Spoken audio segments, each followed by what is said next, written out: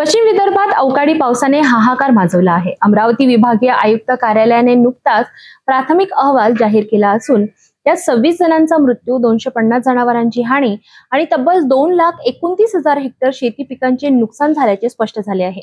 शेतकरी मोठ्या संकटात सापडला असून गावागावात भीतीचं वातावरण पसरलं आहे। पाहूया सविस्तर वृत्त। 1 जून ते 18 ऑगस्ट या कालावधीत पश्चिम विदर्भात पावसामुळे मोठ्या प्रमाणावर हानी झाल्याचे चित्र समोर आलं आहे।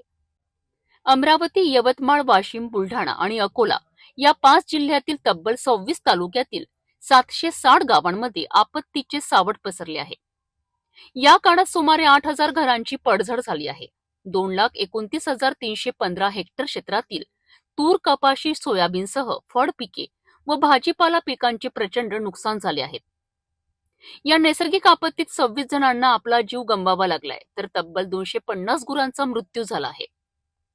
सर्वाधिक नुकसान गेल्या 4 दिवसात झाले असून शेतकरी आर्थिक संकटात सापडले आहेत।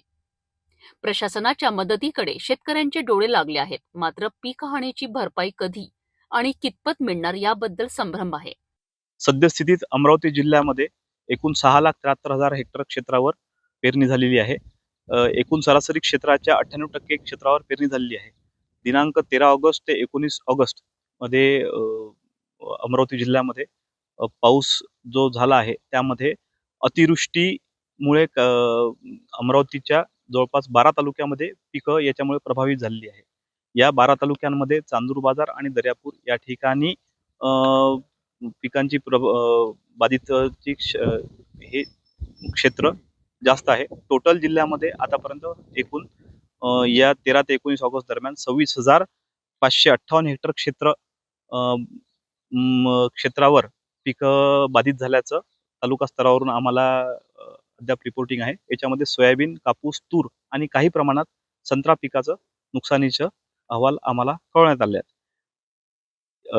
या ठिकाणी शेतकरी बंधूंना आम्ही कृषी विभागाच्या वतीने आवाहन करतो की ज्या ठिकाणी शेतामध्ये पाणी साचलेलं असेल त्या ठिकाणी उताराच्या दिशेने पाणी शेतातून बाहेर काढून द्यावे किंवा चर काढून शेतातून पाणी बाहेर काढून द्यावे।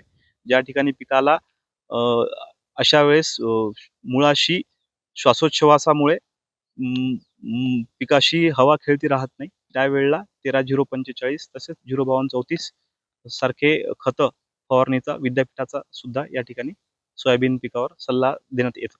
पश्चिम विदर्भातील ही आकडेवारी धक्कादायक आहे। शेतकऱ्यांच्या हातची पिके उद्ध्वस्त झाली आहेत। शेतकरी हवालदिल झालेले असताना प्रशासनाने तातडीने मदतीसाठी पुढे यावं हीच शेतकऱ्यांची अपेक्षा।